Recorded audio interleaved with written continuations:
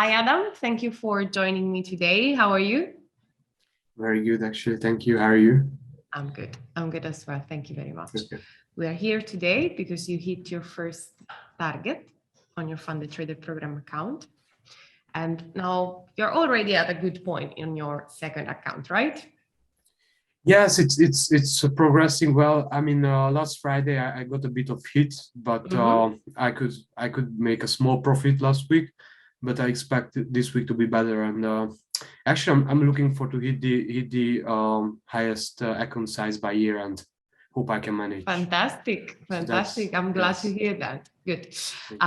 Why don't you tell us a bit about yourself, your experience in trading since you started, how you started? Tell us a bit about yourself.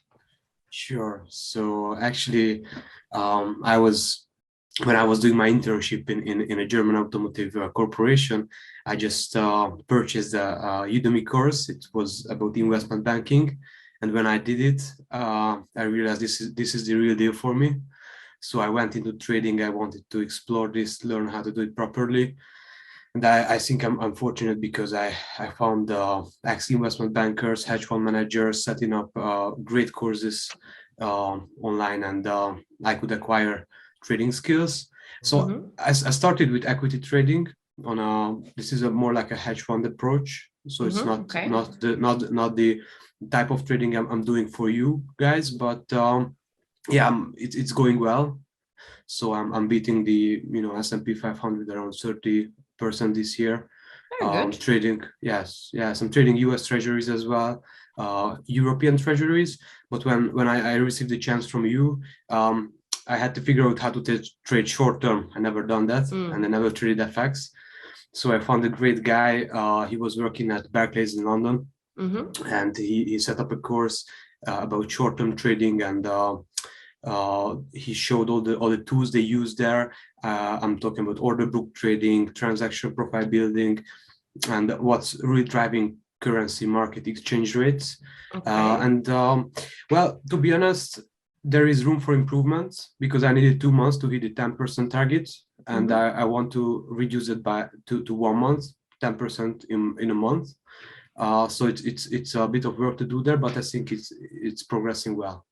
Yeah, definitely you're making good progress. So when exactly did you started your equity trading? How long have you been in the market, active in the market? It's about 2 years now, but another year I spent preparing theoretically. I mean, I did courses. I just didn't really understand the market. I think it's fairly complex, and that's why I spent the first year just to learn about it and trade paper. And then since 2 years, I'm trading live. Okay, and you were trading apart from the account that you now have with us, the equity and the other, like the long-term trading, let's call it like that. Are you doing that on your with your personal funds, or are you working with other providers or third parties? No. You are the only asset manager I trade for.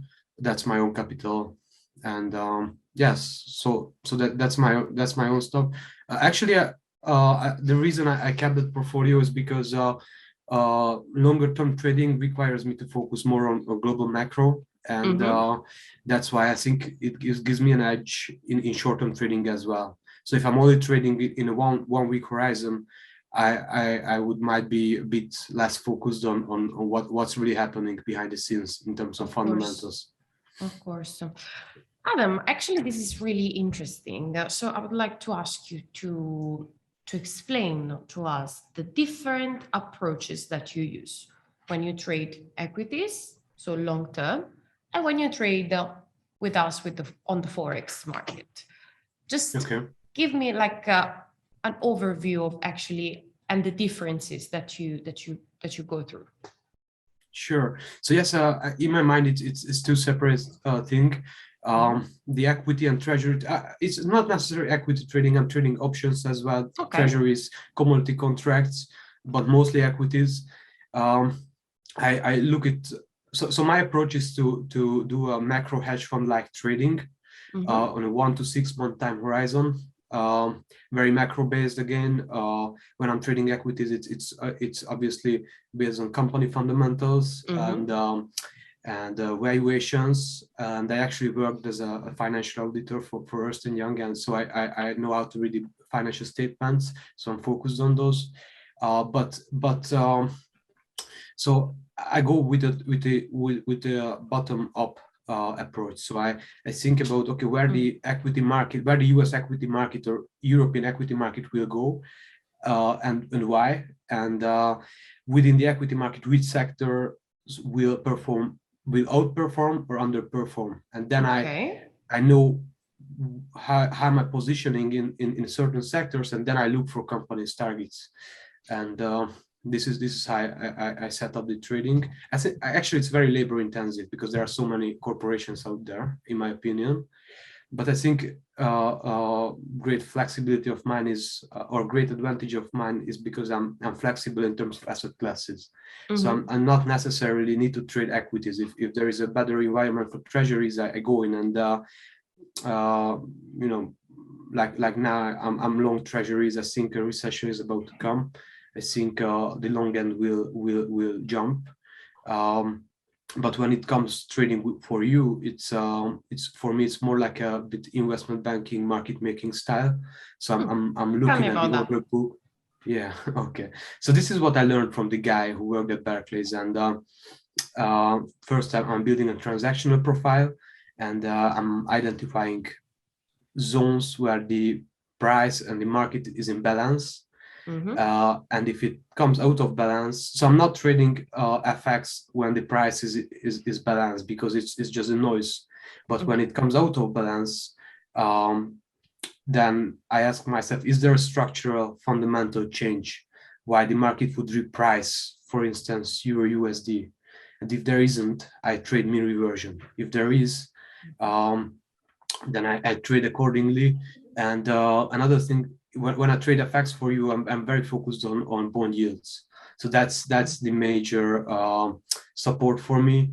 I coded some so I use a charter called TradingView, and I coded some scripts.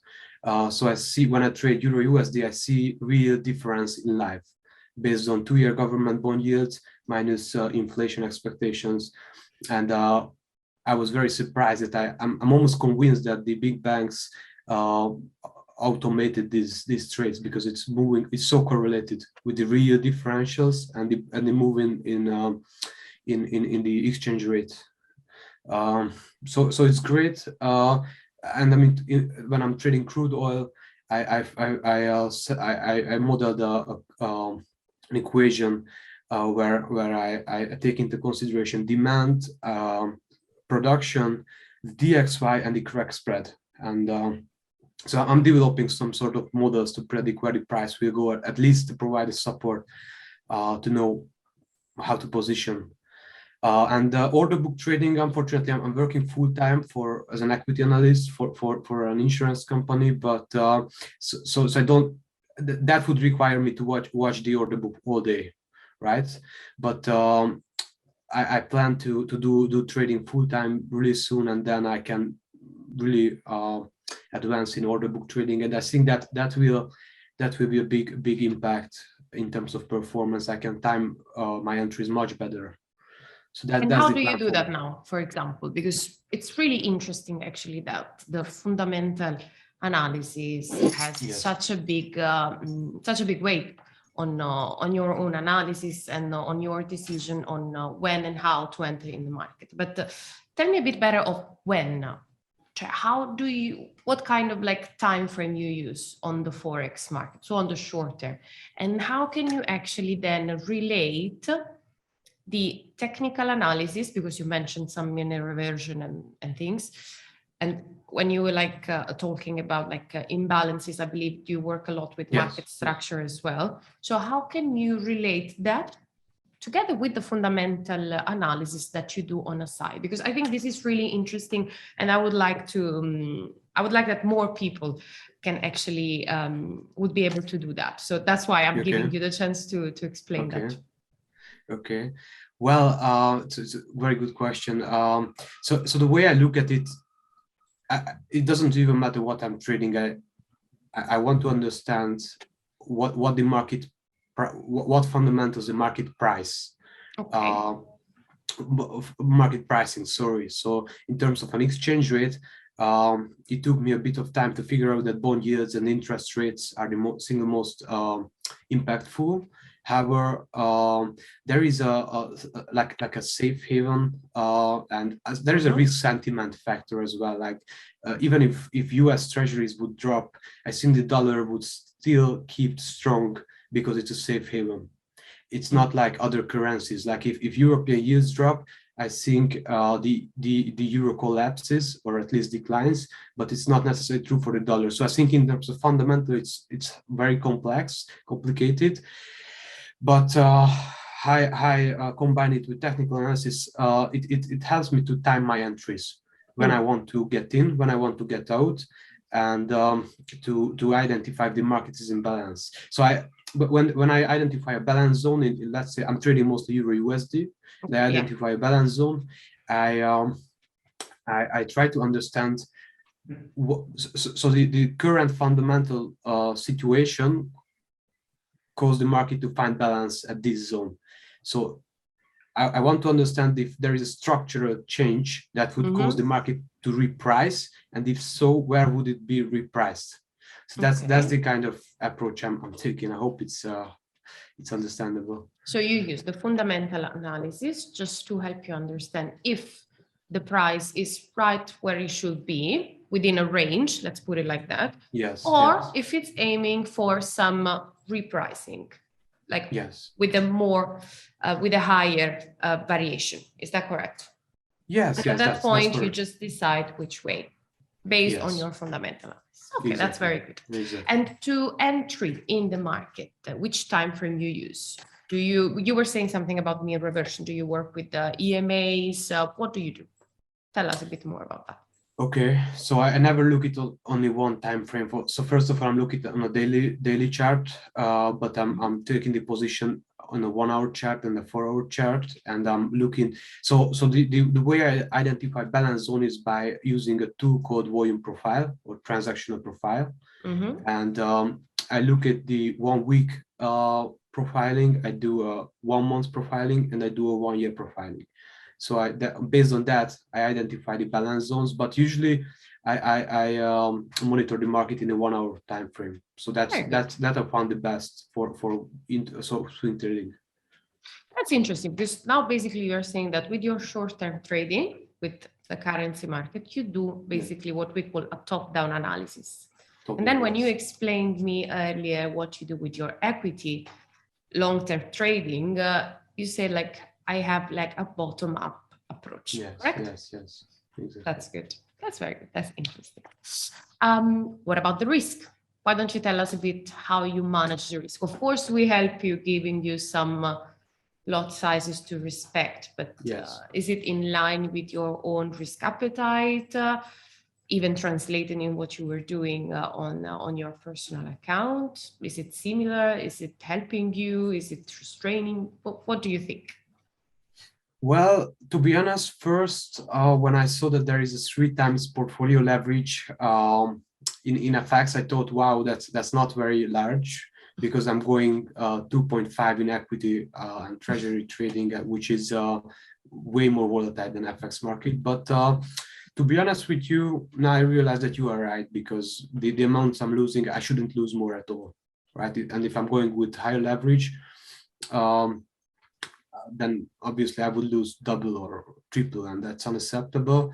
And another thing is that I did some volatility analysis of the market, and recently volatility is back in FX markets, right? So, definitely. So maybe a year ago or 2 years ago, this 3 times portfolio leverage would be a bit less effective in terms of I couldn't leverage into the positions. But with this volatility, it's perfectly fine. Yeah, the volatility is working as a multiplicator. Basically, you don't need the leverage. Yes, the big leverage. Exactly. Do you adjust the leverage? No, we don't. But because let me tell you, with this program, we only want our traders to make 10%. That's it. Now, on average it takes a month. Now you are saying like I'm trying to adjust my strategy, and you have like you're passing from an approach to a completely different one. So it's normal that it took you like slightly longer. But for us, the leverage is quite in line with the performance that we require from our traders, the target that we ask them to reach, keeping it very safe in a way, because first rule here is to preserve the capital, because I'm sure you know, without a capital, a trader cannot be a trader. So simple as that. Yes. And may I have a question about this capital? I was just wondering if this is the capital of the firm, or it's external investors invest. We have investors. Investors. In the okay. Yes, we have investors. But technically, you are working with the company money, basically. Yeah, sure. I understand that. We are like the basic definition of what a prop firm is, the old style one. Okay, very interesting, very interesting. But this is a very good opportunity, in my opinion, for guys like me to have some capital, and actually I'm learning a lot by being restricted. So I have to get out, end of week. I can't lose more than 10%, or so. This is requires me to focus more and be more responsible about the capital I'm trading. So I'm really improving in this journey. So I enjoy it, and I'm very grateful for you to provide me with this chance. You're very welcome. We are happy to help. And tell me something. You say that now in next future you see yourself going full time into trading. Yes. What would you suggest or recommend to someone that, just like yourself a few years ago, is just now approaching the world of trading? Okay. Well, first of all, I would suggest to select very, very carefully how you source the knowledge that you will, are required to develop trading skills, because I think this is many scams are out there, especially on YouTube, guys that shouldn't be talking about trading, because they never worked at any institution. So what's the point? So I would say to go with the institutional guys who has a credible track record working in London, New York, or a major financial center for a major investment bank or a hedge fund or a prop trading firm in a professional institutional environment. So they know what they are talking about, and don't expect this to be an easy journey. I think the market is very, very competitive. I think you're going against the smartest and probably richest people in the world, who's working non-stop on trading, and I think this is not easy at all, and it requires a lot of self-development as well in terms of psychology, focus, and determination. And maybe the first couple of months or maybe a year will be a losing one, but you need to keep going and pushing and have a longer term vision. So that's about my journey. Very good. And what was your biggest challenge that you have overcome? Okay, in trading. Yeah. Okay. Well, when I started trading equities, I was you might remember last year around March, April, the short squeezes in the US stock market. Like I was just trading for 2 months. I was running a pair trading strategy, and I was looking this GameStop bubble, and I thought it's a great idea to short, and I shorted it, and it was a great short first time, but I went in a second time, and I almost got a margin call, right? So that put me greedy. We have a name for that. We call it greedy. I agree. I have to agree. So I learned my lessons in a hard way, but I almost got a margin call, and that it was very tough to overcome it mentally in terms of getting back on track. And I had a couple of months of suffering, figuring out what to do, but then I could turn this whole account into profitable. And the other big challenge is for turning this account profitable for you, because I never traded FX before, especially not short term. So these were the two largest challenges, in my opinion. Very good. You know, you have to go through some challenges as a trader, because otherwise, even if you listen to people around you, I think some mistakes needs to be made before you can actually realize how to be profitable consistently in the market. Yes, yes, Okay. I agree. I Adam? have to agree. Adam, it was a pleasure talking to you today. Thank you for sharing your story. It was actually really, really interesting. And I really think your story is going to help other traders that are now at the same stage you were a couple of years ago. So thank you again. Again, congratulations on your first target. Very well done. And we look forward for more results in future. Definitely. And thank you very much for the opportunity. I appreciate it. And very nice to meet you. And, Have a good day. Bye. You too. Bye bye.